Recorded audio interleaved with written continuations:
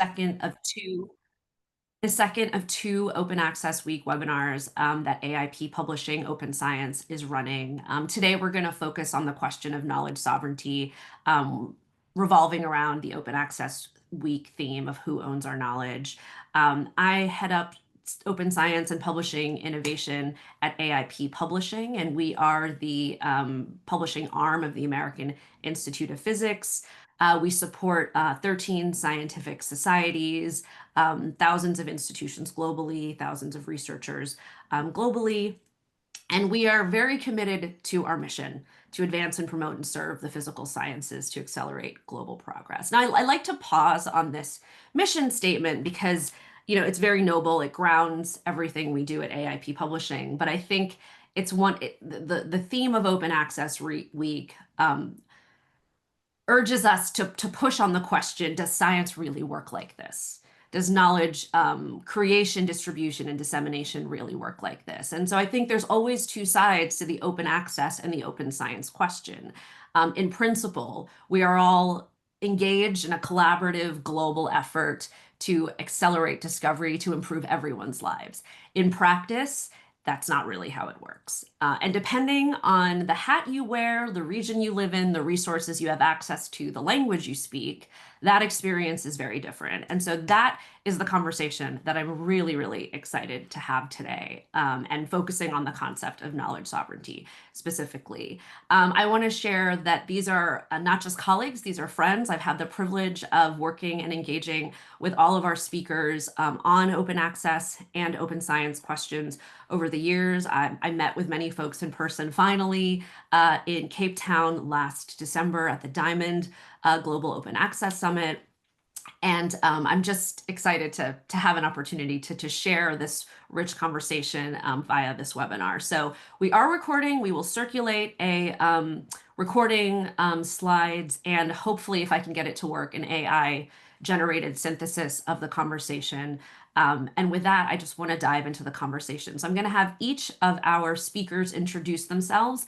As you can tell, they all have many hats. They work in many different contexts. So each of them is going to speak to the lens that they want to focus on today. And then from there, we're going to dive into the discussion. So please, I see the chat is buzzing, which is great. Keep the questions coming, and I will try and pull pieces in as we proceed. But with that, I'm going to go ahead and get started with Knox. Would you kick us off with an intro? Yes, thank you, Sarah. I hope everybody can hear me. As Sarah said, we wear many hats. I work as a director for international grants and collaborative partnership at the NRF for South Africa. Actually, I'm here in Brussels working on our AU-EU partnership. So, but I think the most hat that I wear is that I'm from the continent, and I've been a researcher all 15 years of my life before moving to a founder. And some of the issues that we talk about, for me, they are not academic, they are personal. So I think that is what when you hear me speak, I'm not speaking for a founder or for government, but talking as a person from the continent who's affected daily by these types of issues. So I think for me, the point of departure on who owns the knowledge and knowledge sovereignty is that we must realize that first and foremost, we live in a world where what we're talking about today is this old, this hundreds and hundreds of years old. This is because simply that people from the global south, from the continent, Latin America, Asia, through our history, we've always been excluded. The things we own, the knowledge we own, has always been not ours. We have to fight for it. Where else other regions have this birthright to their knowledge and the global knowledge, which is a little bit of a difficult thing. So this history of the world has transitioned into the knowledge system. So we are dealing with things that have been slowly happening, where even when we are talking about knowledge equity and giving back the knowledge that people own, it's not really happening, because we have lived with this world with many things in our lives and society that have been solely entrenched in exclusion, with people who have always been excluded, and the knowledge system is just a replication of this. I will stop there. That is a great way to kick us off. Thank you, Knox. Sridhar, how about the take from India? Hi, Sara, and all my colleagues and panelists here. And in the chat, I'm seeing the very known faces. Thanks for that, making this panel. Who owns the knowledge? It's we all collectively, and we are learning from each other. And like the traditionally, what we have as a knowledge, if somebody is appropriating, misappropriating, I can say, without our knowledge, like whether it is getting used by them for their benefit without plowing back the whatever they create the from our knowledge. So that is happening. And as Knox was saying, that there is a distinction from north and south, but when it comes, like, we are all global citizens, and the knowledge which we all produce is owned by all of us. But when we share, like how we are going to share is the question. So when you own it, you can share, and when you own it, you can share on your terms. So I am Sridhar, plant physiologist from agricultural science background. I'm also an advocate of open access. You can say I'm an evangelist or an enthusiast, whatever name of the hat we can. And I was into this, like learning this movement about the open access since long time back, maybe in 2004, 5, I think 5 or 6 kind of thing, when I learned about the freedom of software, free software movement, which I see that is starting to have the open access movement taking forward. And during this process of, like, I learning, like, my colleagues here, Ariana is there, Yvonne and Knox, and everyone, like, who were into this thing, we were learning and then trying to have the emulate their good practices. So in this process, we created a community on open access. We named it as Open Access India. Then we started the infrastructure for the preprints for the Indian, like, India archive. And before that, for the agriculture community, we wanted to have our knowledge to be shared through a repository called preprint repository. Then we named it as Agri Archive. Now that we have given to the cabby to take it forward, because sustainability is the issue. So we are all in a thing where, like, we have the passion, but when it comes to the things to make it tangible things, we are at loss of having the support of the infrastructure to the funding, whatever, like you say. So that is the where we are now coming. So we are hopeful that as a global, we can say the Vasudaika Kutumbakam, where, like, the old world is our own family. So we all reach to the betterment of us and then the society by sharing the knowledge equitably, and we can say like democratically. And when we all own, but when we share, that kind of sharing has to be in a equitable terms where nobody is going to exploit it. So that's my take on the sovereignty, or whatever the title of this conversation is happening.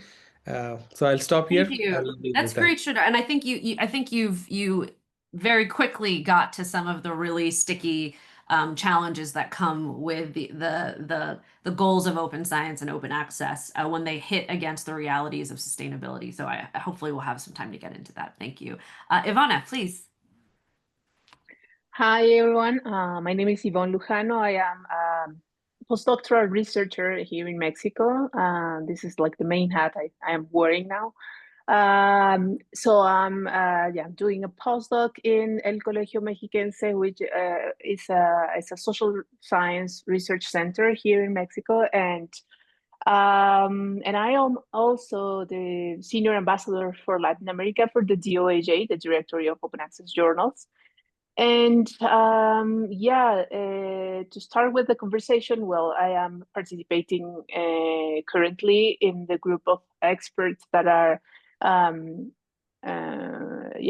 giving some advice and co-producing, I would say, the policy in Mexico, the new policy that we are co-producing, co-designing with the Ministry of Science and Technology.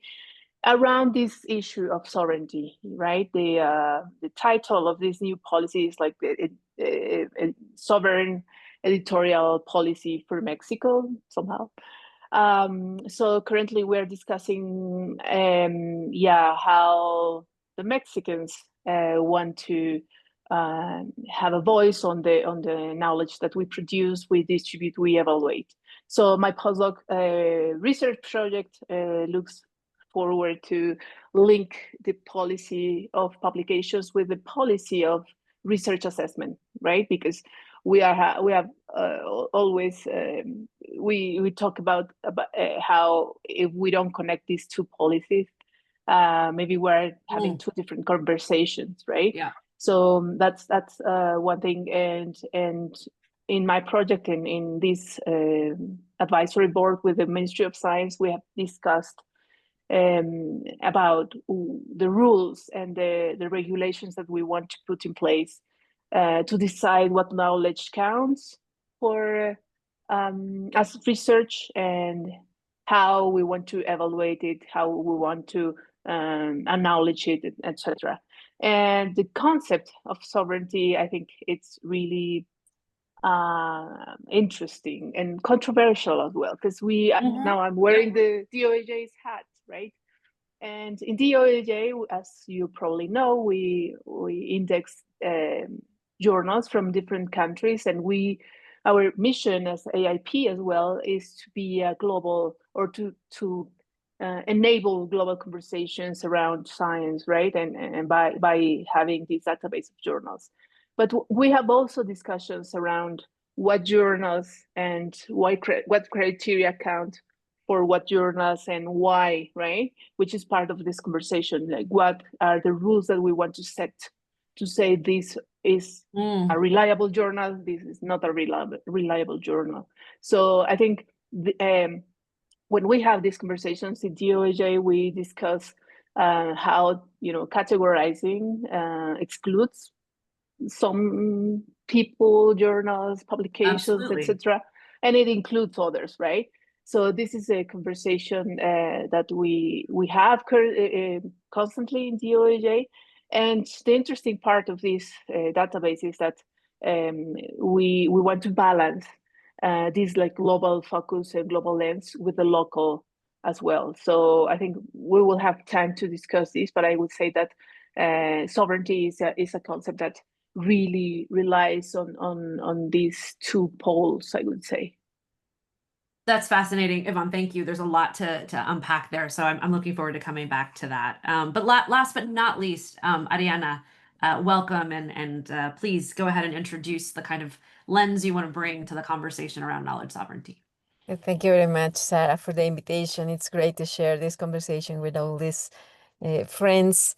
And well, I could say, well, my name is Ariana. I am professor at the Autonomous University of the State of Mexico, and I'm also currently serving as the Vice Rector of Science here in the university. You know that I've been working like 20 years, a little bit more than 20 years in the open access spectrum. And as founder director of REDALIC, I led this non-commercial open infrastructure working with Diamond Open Access journals. I also co-coordinate the working group of Open Knowledge as Commons for the Latin American Council of Social Sciences, CLACSO, where we work together with dozens of researchers to strengthen regional efforts around open access and a public good. And from my perspective, well, I firmly believe that we cannot achieve knowledge sovereignty without in-house infrastructure, without ownership of the knowledge we produce, and without policies and funding that support these goals. True sovereignty over knowledge requires that institutions take control of their research outputs and build sustainable, independent systems to manage, preserve, and share that knowledge openly. I mean, to have these alternatives to be independent. So my work has been guided by the conviction that knowledge should be a public good, accessible, and reusable. And I think we, in this transition or in this evolution of open access since the very beginning, we we've been forced to adopt different concepts to upgrade the conversation into a higher level, because it was always about public good, always, but somehow the open access has been distorted in the way, in the path. So now we like to talk on public goods, for example, about public goods, but also we need to elevate this conversation now to talk about sovereignty. And I think this is something very important for institutions, but also for countries, especially in the global south, because we need alternatives to be sustainable and not to be dependent only on, for example, the new or emerging business models that private companies offer as solutions for scientific communication. So we need to be creative and creators of our own solutions according to our local needs and our local challenges. And that is, I think that is the most healthy way to address open access right now. And I'm glad also I am participating in the group that Yvonne mentioned as advisor of the national government in Mexico.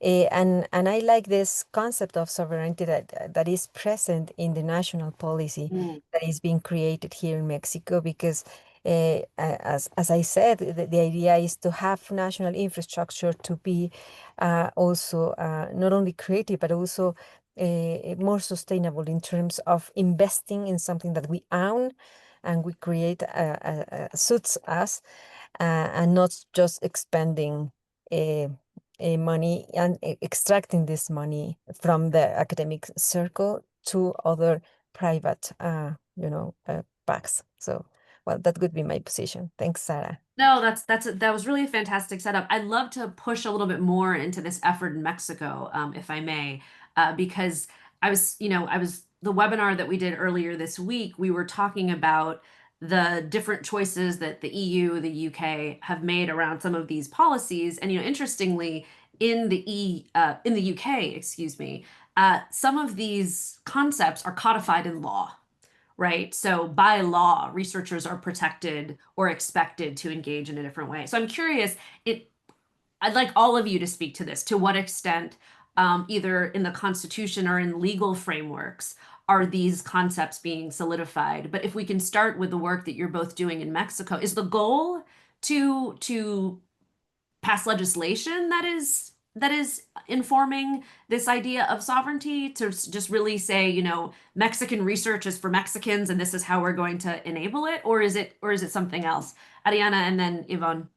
Thanks a lot, Sarah. Actually, we have reformed our constitution. So it's constitution in our article related to education. Now open access is just mandated there as a human right. So every Mexican has the right to have access and to benefit from science. And this reform was made in 2019. It's recent, and now we are working across institutions and organizations within Mexico to align to that constitutional law. Mandate. Yeah, if I may add, we have different tools in our legislation to back up this idea. It's not explicitly said like sovereignty or like sovereign knowledge, sorry. But it actually, the legislation, the national law for science and technology includes universal access to knowledge as part of the framework for the law and for the the implementation of different initiatives and etc., like the research assessment system. So, but I would say that it's not enough, right? And it's a little blurry, I would say, because it says like the law and other regulation tools again talked about this universal access to knowledge, but and open access, but it doesn't necessarily explicit says Mexican knowledge is for the Mexicans or will be managed by the Mexicans, right? the idea is to again put in place this open access policy, but at the end, I think operationally, it also we have challenges, right? And it doesn't have like clear statements on how to do this and like how to put this. I think other regulations, like in the EU are more explicit and more concrete. So in Mexico, again, we have these challenges, and it's a challenge when you design policy, right? Because how do you take this into explicit and concrete propositions and actions? It's a problem. And I would say just a quick thing, that we in Latin America, we have been concerned about these globalist trends, right? On saying, well, we have this global conversation of science, and at least some of us, we don't believe that this is necessarily true, because we have many local communities that communicate science locally for their local needs and local communities, for instance, in local languages, of course, but also because there are topics that are not necessarily of the interest of the global community, if we can call this, if such a thing exists, right?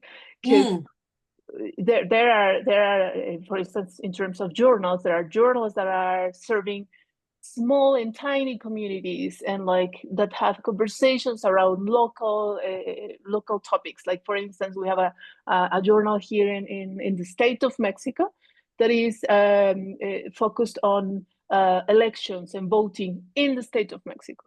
Right. Does it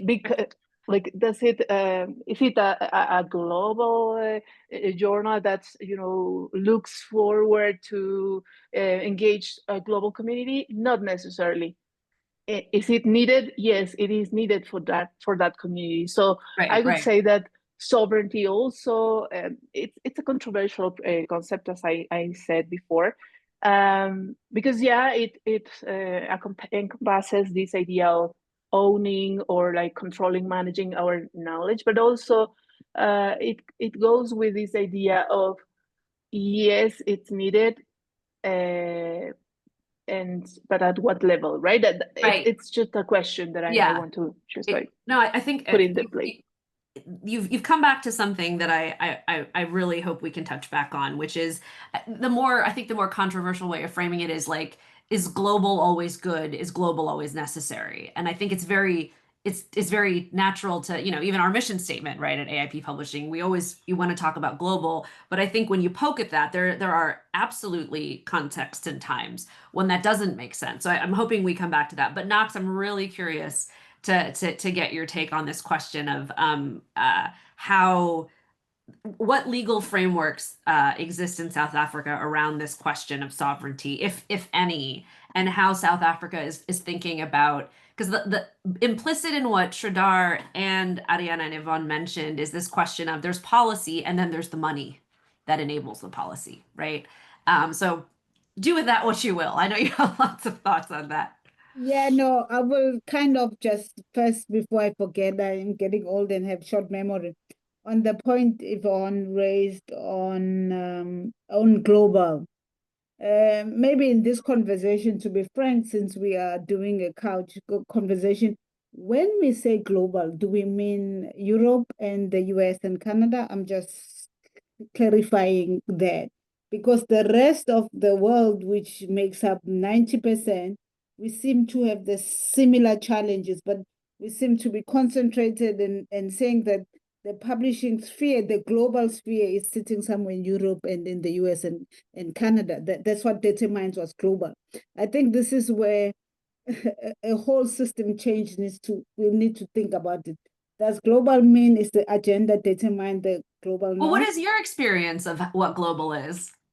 Yes, because I will talk about in my old other life, I used to be a genomics researcher, which dealt in modeling. So in Germany, there's this really, really tiny journal that does publishing in modeling. I can tell you 4 or 5 people publish there, but it's got an impact of close to 50. It's a very small community. Right. But is that global? Is this what we mean by global?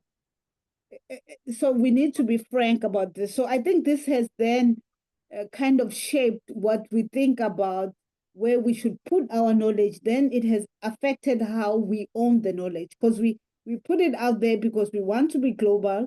Then we have given up the type of knowledge.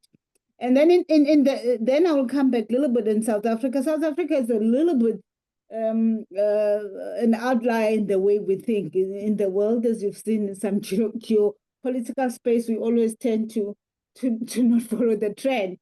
So in South Africa, the biggest influence in our thinking and policy is inclusion and equity. We don't think of ownership as an exclusive thing. It's to think about collective inclusion and equity.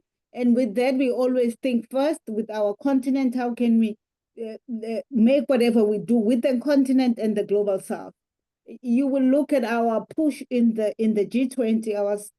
Our slogan was equity, solidarity, and sustainability.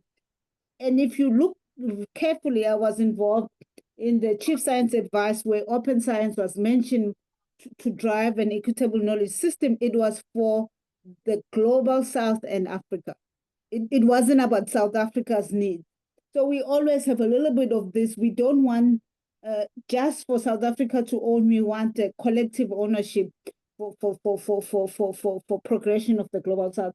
This is because of our recent history with apartheid, to be clear.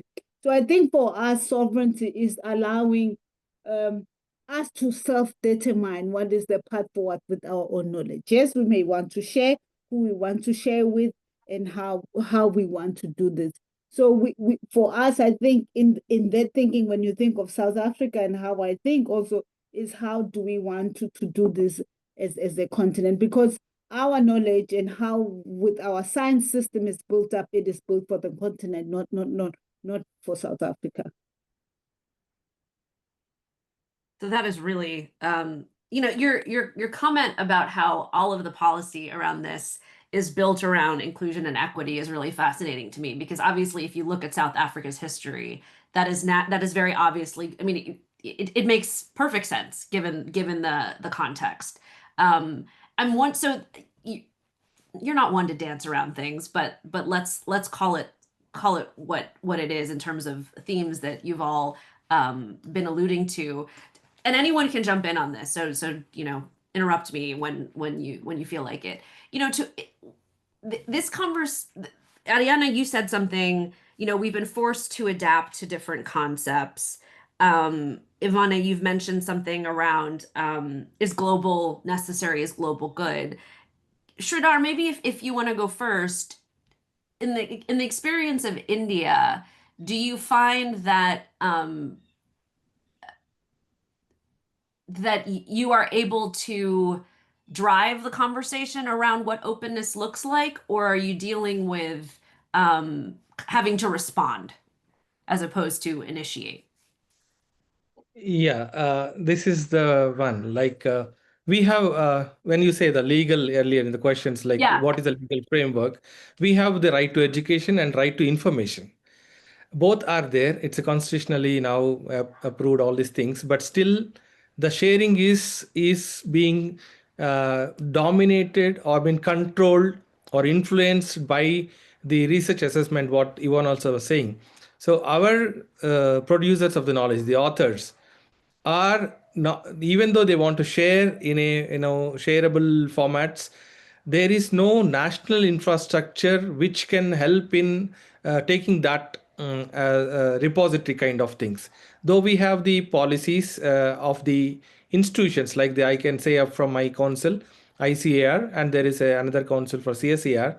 They have its own policies, and the DBT DST has its policies to share. But all on the top of it, it is the other entities, like the assessment policies are guiding them how they can share. Yeah.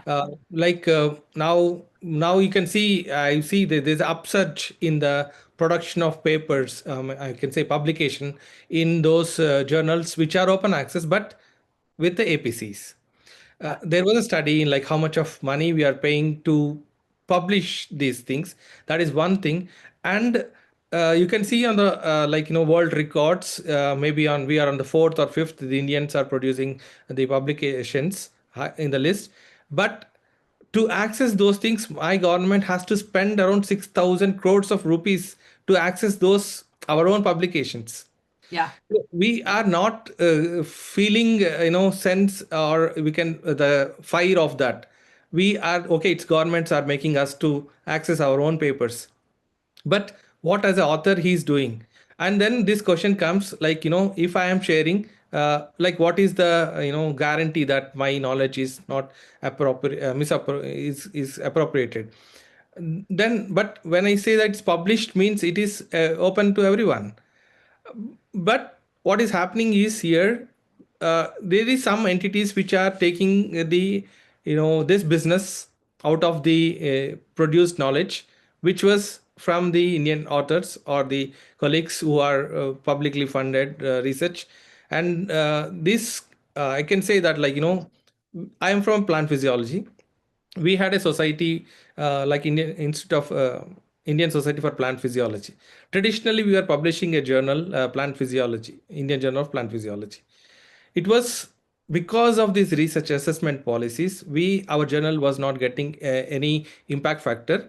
Because of this policy, we had to hand over, I can say give it to the Springer nature, because once it is given, it has got the impact factor, and now those authors who are all published in those journals are getting benefited because the assessment policy is based on the impact factor.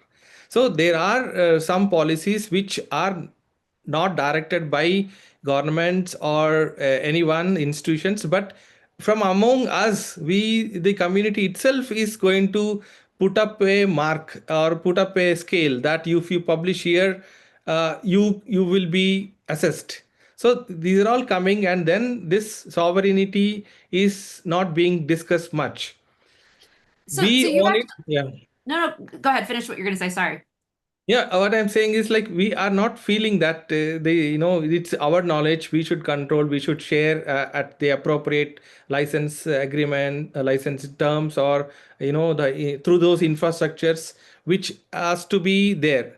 But I am not seeing that there is no national support for a kind of a infrastructure building, though it was there in one kind of a policy, but it has not taken up. So maybe. This is a Yeah. really and I know we talked about this in Cape Town, and this is something I know a lot of the diamond or the journals in Latin America are struggling with too, right? Is the global north has set up a sort of ecosystem that you doesn't matter where you live or what research you do, for the most part, you have to plug into that. And if your journals or your communities or your languages don't plug into that system, or you don't have the resources to plug into that system, you're already at a systemic disadvantage, either because you can't get an impact factor. Well, who came up with the concept of impact factor? There's no company in Mexico that came up with that, right? That is a commercial entity that all of us have to pay for.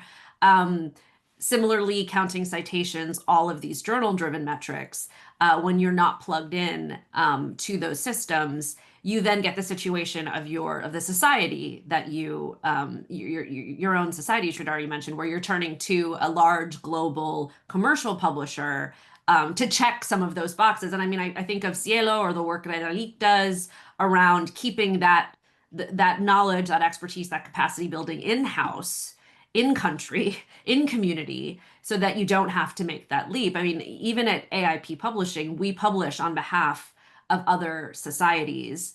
And the question that, everyone is always asking is, well, we'd rather publish with you than have to necessarily go to a large commercial entity. But sometimes that's the only sustainable choice, especially if it requires plugging in to this kind of,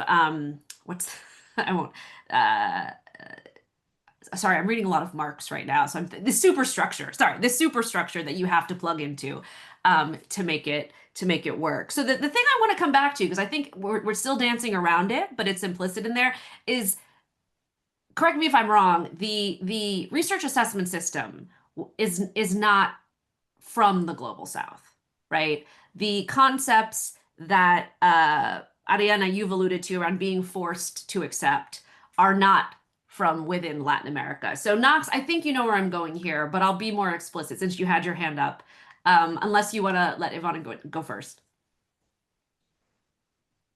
No, Ivan, you can go first. It's okay. Sure, Knox. Okay. Yeah, thank you. That's a great point, Sarah, because I think, and you're reading Marx, and that's interesting. So I think we should start by saying that the states are colonial, right? We have the colonial heritage, like countries are part of the colonial system. And the idea, I think, here is to think about how not to reproduce colonial practices, right? So yeah, in Mexico, we are, as I mentioned, we are designing and co-designing this policy. And one of the questions that we have thought about is, okay, if we don't want to take, impact factor as a proxy, which is, I think, a huge step in the Mexican policy, then what, right? Then what criteria we're going to take into account for journals to be listed in this new database or whatever, like the new developments that we are currently working on. So it's always the question about, okay, then what practices we're gonna reward, right? And it is very hard to not fall into this criteria that other databases or other systems have, because again, we live in capitalism, we live in a post-colonial era, and where states and countries are still the measure of everything, right? Where in the state, not necessarily all communities fill in or are taking into consideration. I would say that in Mexico, we have still many challenges around having the dialogue and listening to communities, like indigenous communities or Afro-Mexican communities, around what knowledge matters and counts for them.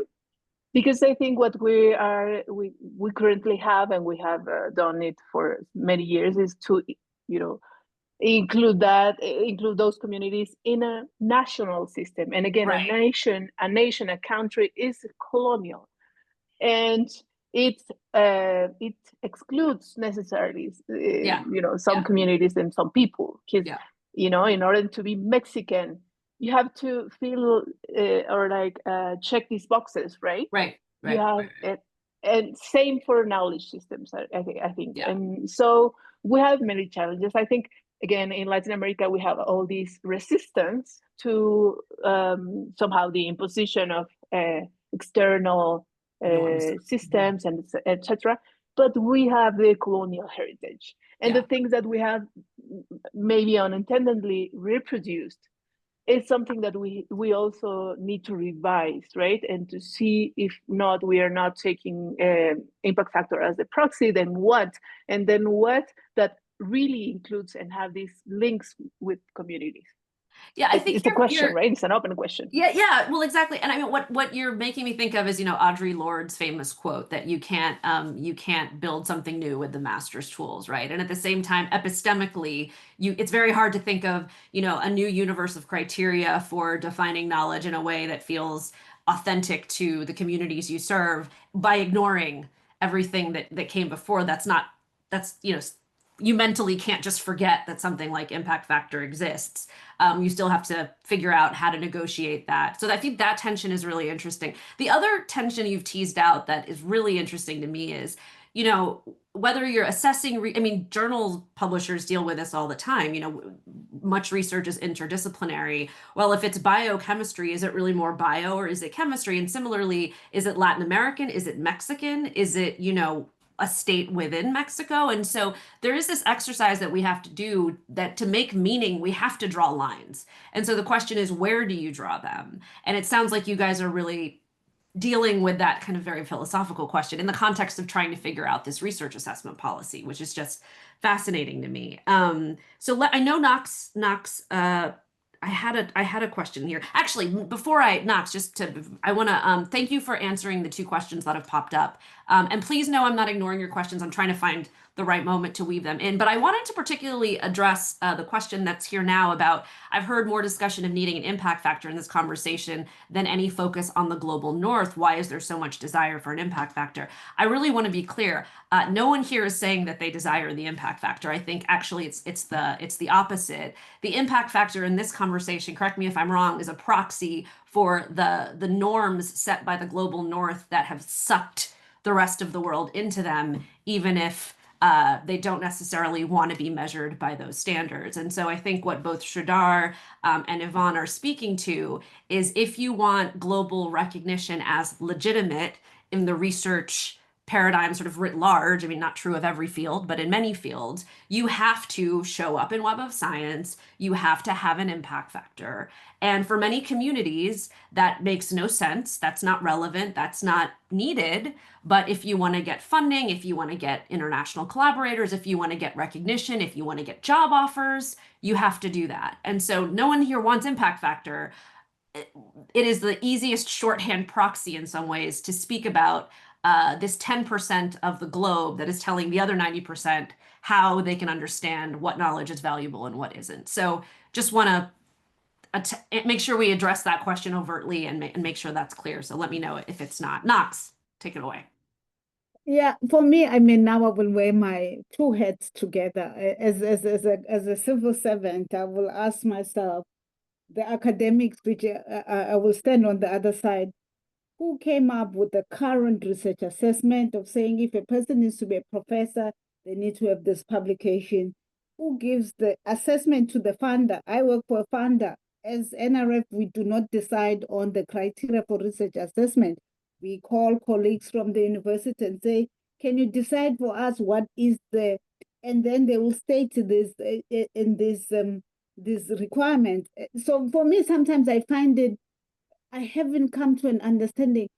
It is in one thing that scientists, the academic professions, the Senate have absolutely control of, but we refuse to take back the control. And we are then saying it's the funders and the government's responsibility to kind of change this. I think it is both, but I think researchers, the community, if we give up this idea of a reward system, recognition given by the publishers based on the impact factor, which we very well know that it doesn't exist. But we are stuck that the recognition by our peers is attached to a journal and an impact factor. And as academic learned people, I do not understand how we are stuck to such an idea we know very well is false. So this is where I always turn to Ariana, and this is a question I think I ask her every time I see her. Why is collective action around this not more, not easier? Which, even as the words come out of my mouth, like, the answer is probably pretty obvious. But I think that thing that Knox, you underlined is like, everyone knows it's bad. Nobody wants to use it. Nobody seems to be able to walk away from it. And certainly in the global north context, there's less, I mean, I think most folks would agree that, you know, as a proxy for if your research is good or valuable or, you know, improving the world, it's not great.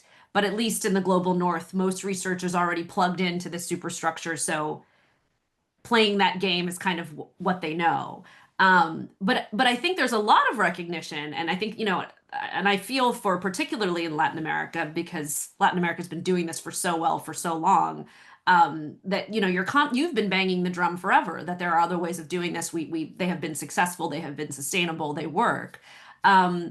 Why now, as we're moving into an even more global and deeply interconnected, you know, scientific way of working, why is the collective action piece so challenging? Oh, and that's a question. Thank you. But the thing is that I don't really think that it's very difficult. It's a matter of will and it's a matter of vision.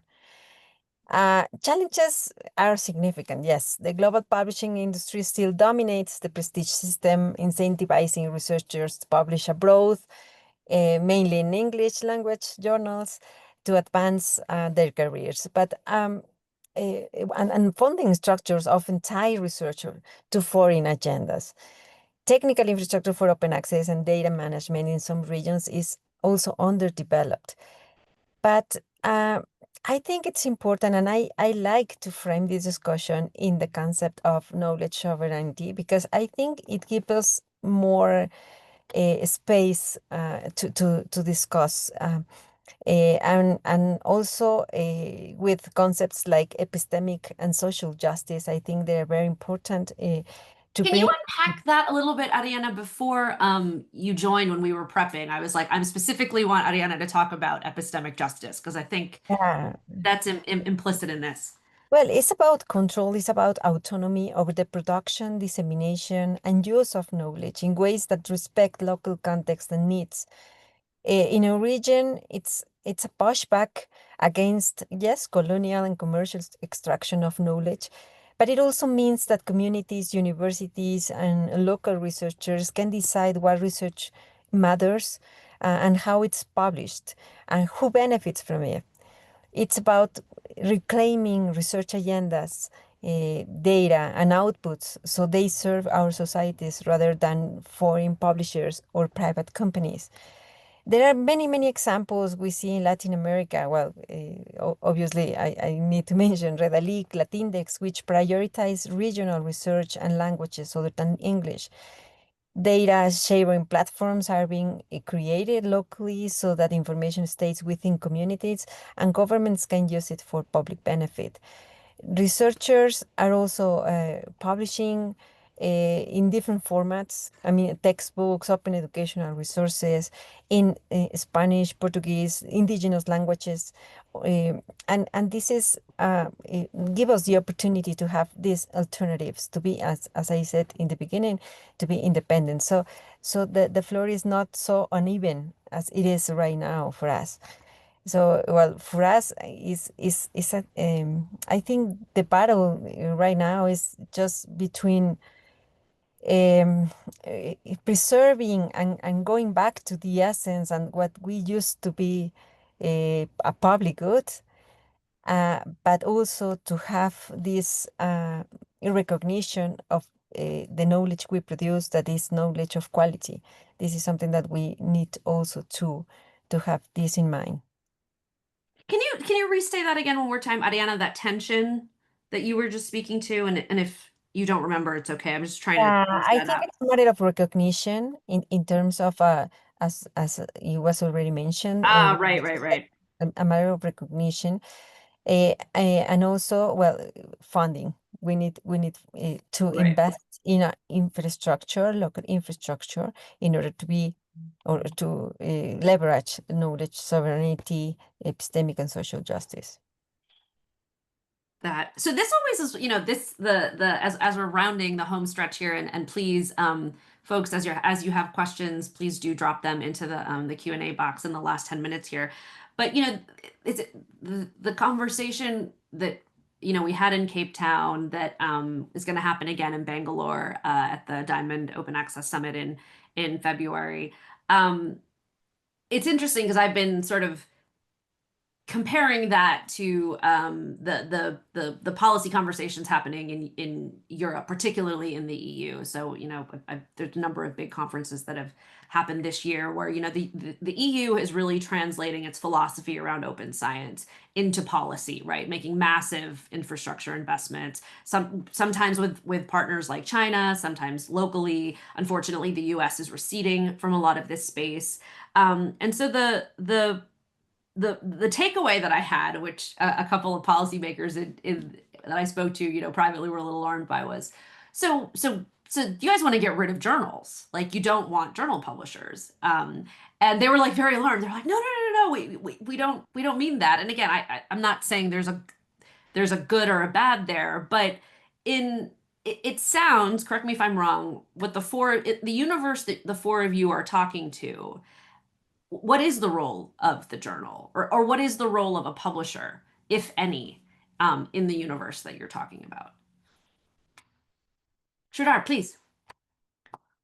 I say there is no role from those so-called commercial publishers. It is we can do with the support of Ariana's Redalic. We could use their software to make the PDFs or HTML or other reading formats kind of thing. Now it's free of software, and then PKP has given us the OJS again free of cost and the free with freedom. So we can use it, and our society for promotion of horticulture is now having the support for the India archive preprints, and also it is also going to support the India journal, where any community would like to launch a journal like which are true like a journal, not as a for any kind of a profit or for a just fake. So we those are all now we inviting them to join this individual platform. So we, as a community from a horticulture, like where now I work, and we have formed this journal, and we are publishing. Now it is like growing in the number of articles, and then it is visibility is growing. We have a lot of submission from Latin America and from all parts of the world. And when we opened it up, it's online. It's all because of the possibility of the free and open source softwares, and then other initiatives from the like you can say the PKP or Redalic, America. So that, like, when we have this infrastructure, we don't need those so-called publishers, but they run because of what there is an impact factor attached to that. Rather, people publishing in our journals, they are going to those publishing platforms. Probably they have so many number of journals, if not one A, they can be sent to the journal B or C, like that. So the speed of publication may be increasing, but when it comes to our traditional, we are lagging. But doesn't mean that you should be very rushing to publish. So again I come there, like the research assessment policies should not say that you should produce so many publications in this year. So publication takes time, and you should understand there is a process, and we should honor that process and then take it forward. So for this question that we don't the question that do we need the publishers? No, I say no. We can publish our knowledge. So what I'm hearing is if the infrastructure is open and the incentives are properly aligned, communities can run these, can get their research to the people that they want to see it in the way that they want. Ariana, Ivana, you want to jump in on any of that? Yes, I would like to go back to this question around commercial publishers to publish in there or not, and etc. And I've been thinking about this recently, especially as a researcher, because I think sometimes we tend to think about these issues as a dichotomy, right? Yeah. Oh, big publishers, bad guys, non-commercial, good guys. And the reality is much more complex than that, right? Because yes, we know that the industry has coopted, the publication because of their history, right? Because how these companies have been built, etc.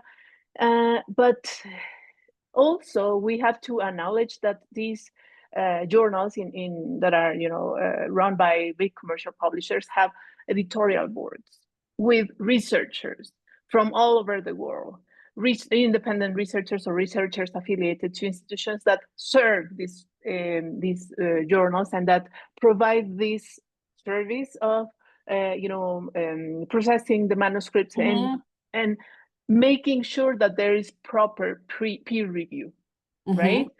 So they are bringing and giving this service to the community. And that is very important because that is, and I'm going to use this concept or this word that we have already mentioned that is also controversial, which is quality. So we can see, and I think none of us can deny that there is a correlation between impact factors and high quality. We like it or not, right? We cannot say that there is like a quartile one journal that doesn't conduct peer review, right? Right. Of course, we have exceptions, etc. But the thing is that the other pole of this dichotomy sometimes it's also very problematic because I have been reviewed journals for many years in Latin America, and I know many cases of journals that because of the situations and infrastructural and they are understaffed, whatever, they don't necessarily provide quality service. No, I'm not saying all of them, but because of the challenges that they have, it's something that they cannot necessarily cover sometimes. Sure. Right. I know many. So do we want to publish in our own journals because of sovereignty issues? We like sacrificing quality? That's a question as well. Yeah. Right. Or do we want to still publish in all those commercial journals because they make sure that the quality of your manuscript will be taken care of? You know what I mean? So I think it's also a matter of looking at what we have. If we are talking about sovereignty and like controlling and having the authority over our knowledge, so then let's have control over the quality of the outputs and the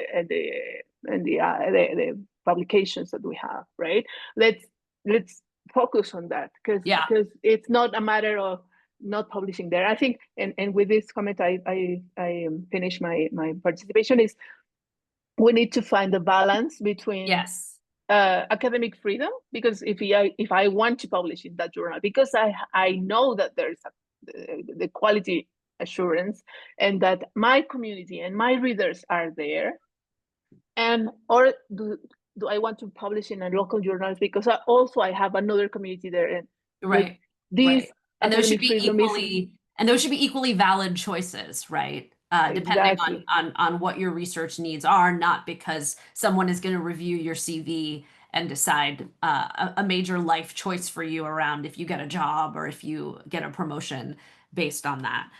Thank you for that. So we've got a couple minutes in the brief time, because of course this is a tiny question that you all can answer in 30 seconds. You know, I appreciate the reminder, Ivana, to not get too black and white. Not all publishers are the same. Not all open infrastructure is the same. So for a nonprofit publisher like AIP Publishing or many other nonprofits that you're familiar of, Global North, admittedly, what can, if anything, we be doing to support the local efforts that your communities are trying to do? Or what should we stop doing that is making the efforts that you're pursuing in your own communities more difficult? Ariana, please. And just in 30 seconds, thank you. Of course. Well, then we have to have another webinar to unpack it again, right? Yeah, well, I think it's about our daily decisions as researchers or in the positions we are. So now, for example, that I'm serving as vice rector in the university, we need to, for example, evaluate programs, PhD programs, master programs. So we always need to question which parameters we are taking into account in order to value, I mean, a program, for example, who is benefiting this program, who's been excluded from this decision, from this program, from this publication. Is the agendas and interests of the research community prevailing in this decision or not? So I think it's a matter of having this critical thinking on each decision we made, where we are publishing, in which language we are publishing, which repository we are choosing for communicating my research finding, which social network I am using. So we need to have this critical thinking in the decisions we are making each day. Thank you. And one of the pieces that you always flag that always just hits me every time you say it is thinking about who are we excluding. When we make a given decision, you know, who is included and who is excluded, not because it's good or bad, but because so we're aware, right? That piece I think is really important. Sridhar, please, what would you like to see publishers start doing or stop doing in the context that you're coming from? Those exorbitant APCs, they should stop. That's the one, because the open access which we wanted was something different, and then now again they change into this business model where who have capacity to pay, they get published, and Yeah. those who cannot, they are all like taken the backstay. So somebody's research is getting published before these guys who have struggled a lot to work on this. So that is the one thing happening, and scholarly societies should take the lead, and they are the scientists are there to research and then publish, communicate. They should not think about those other factors, which I can say impact factors or whatever these things. So, and then research assessment policies should be there, and these publishers should be they should look for some other models, but not the author pay model where the authors have to spend a lot of money. You can see, Yeah. because of that, what is happening is paper mills, I can say, or slicing of those things, or Yeah. a group of ornamental authors are also coming up. It is going to be distorting the publication process, Yeah. the science And communication. So I'm just going to jump in because we're at time, and I want to make sure Ivana can answer as well. But I think your point there around the article economy generating really perverse incentives is really important to remember. And Ivana, I'll let you have the last word on things that we can start doing or stop doing. Sure. Yes, I think I agree with Frida. Like stop charging these big amounts of APCs, using the free labor of academics. That's one thing. And the other thing I think is we have to co-produce, like to participate, to get involved, to be really part of the conversation, because sometimes we as researchers just like, well, we don't have a choice, right? We follow the rules, but what about producing the rules and like discussing the rules? I think my call is for action, right? To take action and in the decision making processes. I think Yeah, that is such a powerful place to end, is being at the table, co-creating, as opposed to just being on the receiving end and having to go with what others are creating. I think that's a powerful call. With that, I know we're over time, so I want to let everyone go, but I want to thank the three of you, and of course Knox, who had to leave us a little bit early because she's at a conference, for this really interesting discussion. We never have enough time for it, but I always leave with so many pages of notes and things to unpack, and I'm tremendously grateful for your insights that you shared today. So wherever you are, morning, noon, or night, have a wonderful rest of your day. To everyone who joined us, thank you so much for your time and attention. Anton, I will follow with you upline about your question. I did not miss that. We'll come back to it, and hopefully we'll have this conversation again soon. Take care, everyone. Thank you. Bye-bye. Thank you. Bye-bye.